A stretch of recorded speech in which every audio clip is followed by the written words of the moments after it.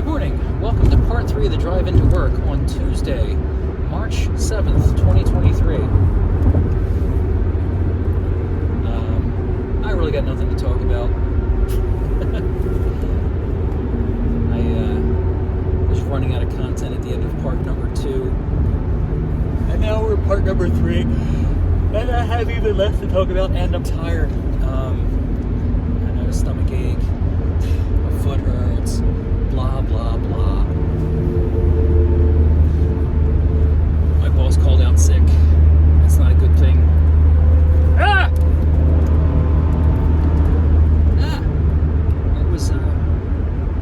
That was uncalled for. Tractor trailer was like coming way into my lane.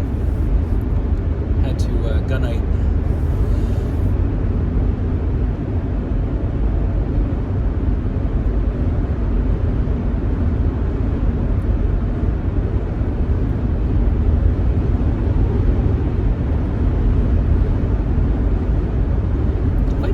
I like Subarus.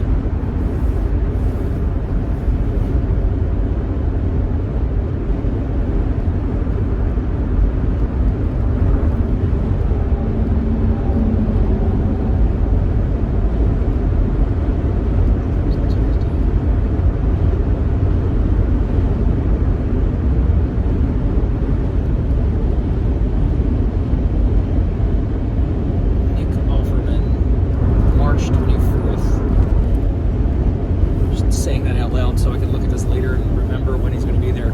Not that I couldn't Google it. I was talking about this yesterday. I thought it was funny. Over the weekend, I just got into a Google vein of Nick Offerman.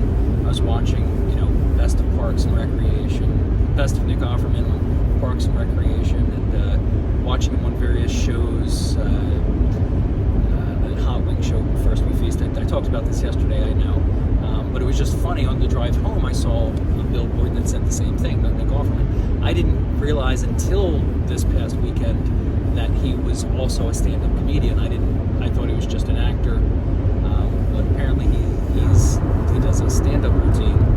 I'm kind of curious. I think I might want to go see it. I haven't gone out. What is the 24th? If today's the 7th, 8th, 9th, 10th, 17th. So the 24th would be a Friday, right? It'd be like the last Friday in March.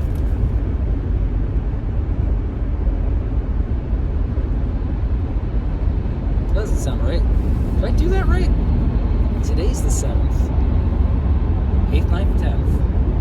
8th, 9th, 10th. 17th. 7 and 7. 17 and 7 is 24. Yeah, so that'd be 3 Fridays from now. This Friday and then 2 more Fridays. 3. I think it's gonna be the last Friday of March. The problem is it's in Parks, which is in Philly. I work in Philly, and I live many, many moons from there. Many, many moons. What the hell? I'm a very long distance. Many, many moons is a measurement of time. I guess time can work. Alright, now my exit's coming up. Now I can miss it.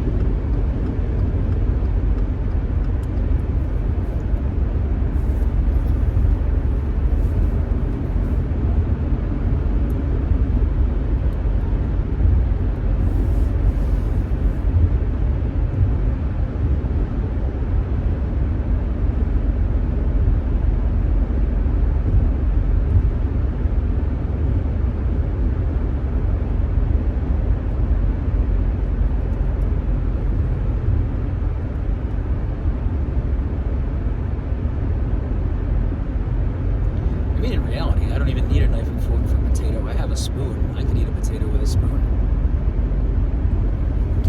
This is a callback to a conversation I was having with myself earlier in part 1 of this video.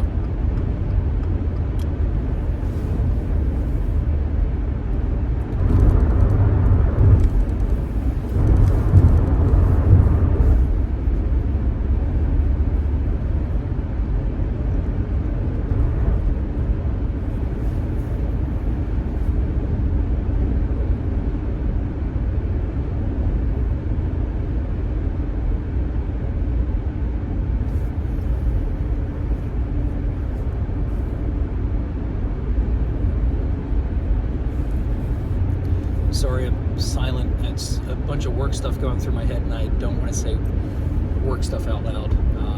I don't mind jokingly giving my boss a hard time about calling in sick, but the actual nuts and bolts of what's going on at work today is I'm like just doing what I do. I'm running through the paces like I do my job before I do my job. It's a terrible hell I've built for myself, and I don't want to talk about what I do out loud in space at this hour.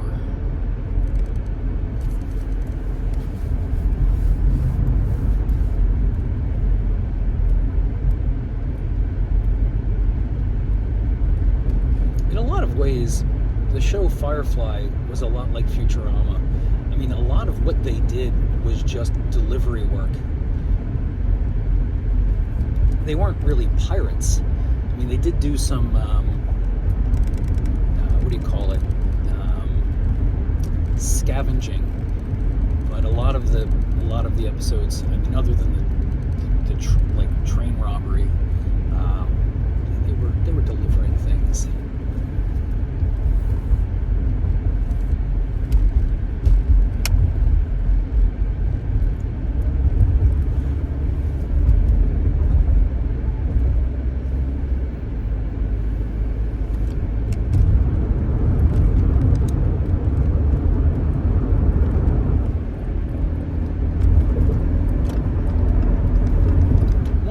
I didn't like was I don't like it in any show, but particularly one of the things in Firefly, they had a move called a Crazy Ivan. I don't know if it was in the show itself or it was in the movie Serenity, which again is really neat. It's one of the rare shows that had such a big cult following. They were forced to make a movie, but there was this move that Wash did when they were being chased by the Reavers, and it was called a Crazy Ivan, and it's where he would like just turn on the afterburners and he would blast away from the planet, and it would just make this giant plume, and it kind of knocked the other ship askew, and they got away. The thing is, there is an actual nautical move called the Crazy Ivan, where a submarine will turn off its motors, and I believe it's a Russian move. I can't guess from the name. I think it's the Chinese Navy, Crazy Ivan. No. So anyway, I believe the move is where a submarine will be going along. All of a sudden, it'll cut its engines off, and then it will turn. And the reason it does that is to see if anyone's following it, if anyone's hiding in their wake. I believe that's what an actual Crazy Ivan is. So I don't like that they bastardized the term to mean something so different from the original meaning of the term. I could be wrong. I could be making this up. Maybe there is no such thing. Maybe I got it from a movie. If I got it from a movie, it would have been The Hunt for Red October. There's another line from The Hunt for Red October, which made my wife giggle uncontrollably. So at one point, we were cleaning up at work. This was many years ago. It's when I worked for the company that this company bought. As I explained before, I didn't come over. I left my old company and worked for a different company, and then this company bought my old company. And then now I work there. Anyway, when I was working for the old company, we were cleaning up, and there's a book called the Thomas Registry. It's just a list of American manufacturers. I think you pay to be in the book, so it's not it's probably not comprehensive, but it's big. It was like this, I want to say 13, 26 volume, thick ass green books. They were thicker than phone books, they were taller than phone books, and we were throwing them out, and I wanted them, so I took them. I said, can I have these if you're just going to throw them out? Yeah, absolutely.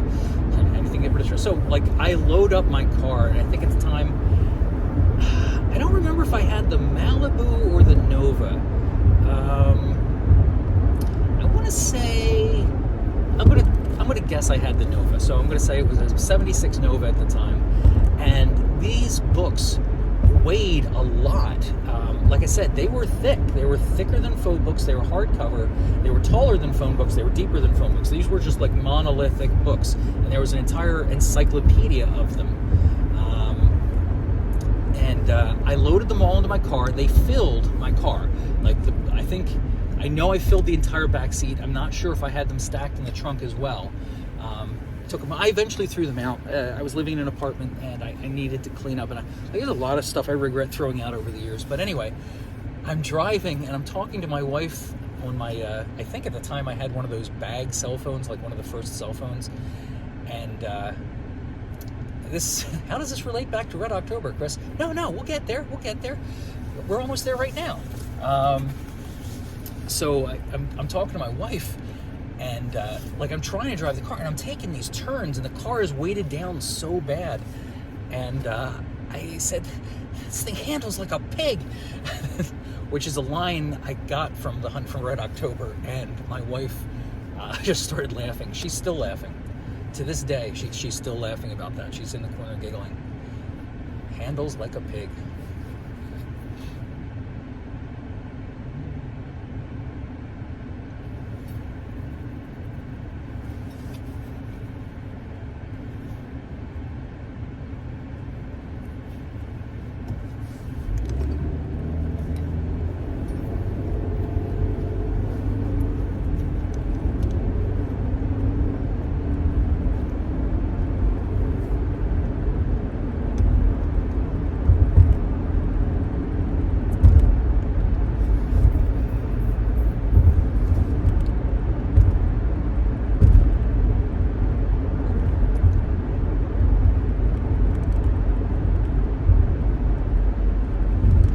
Surprised if I don't get a ticket. I realized I'm going down the boulevard and I was going much faster than the posted speed limit.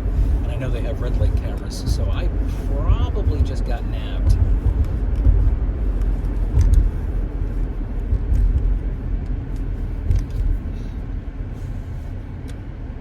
Road's wide open.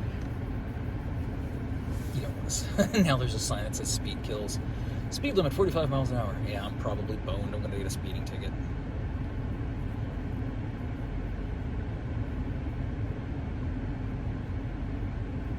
I hate expensive drives to work.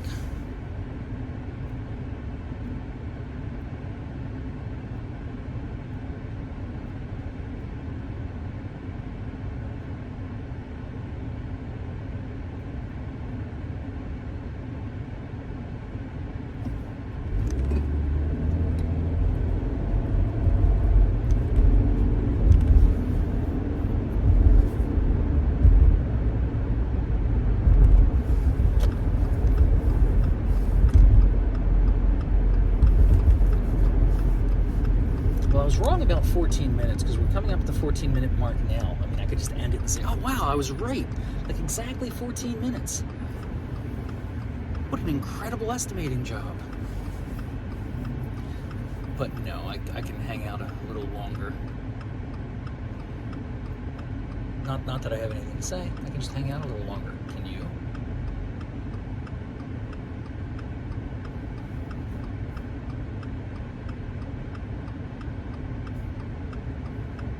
This area right here is so different. There used to the Nabisco factory used to be right here, and then it was bought out by Kraft. But I think they kept the Nabisco thing on the building for longer. It's gone now. There's looks like there's a golfing range and a Wawa, and there's a Chick-fil-A. Did I just sit through my green light? No.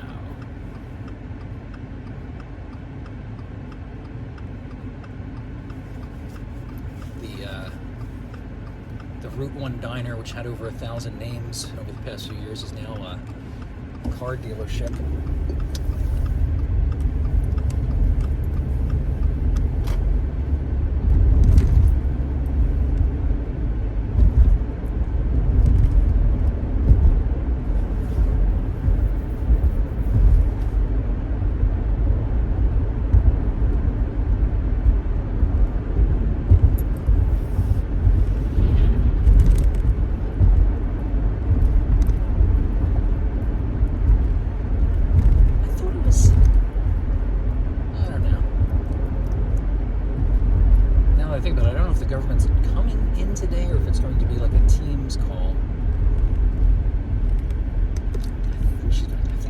sight.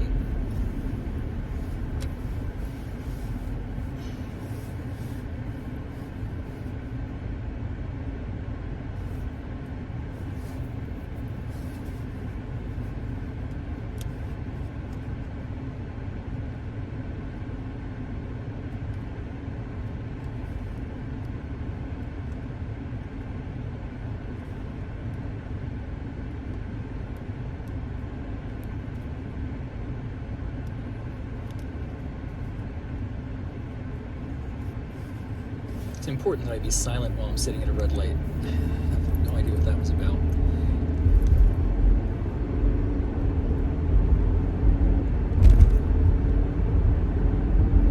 Just trying to think if there's anything else, any other things like the Crazy Ivan thing that had to do with.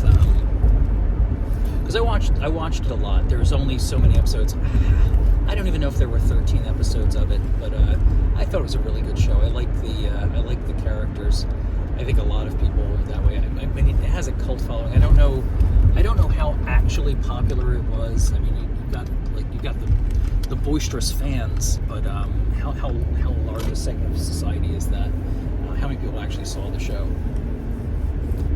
I saw an article. I didn't read it. I saw an article like what really happened, blah blah blah, and I'm just kind of curious whether it's rehashing the same stories. Like I think it was Channel 29 or something like that it was on, and they're saying part of the reason the show didn't do well is because they didn't air the episodes in the proper order.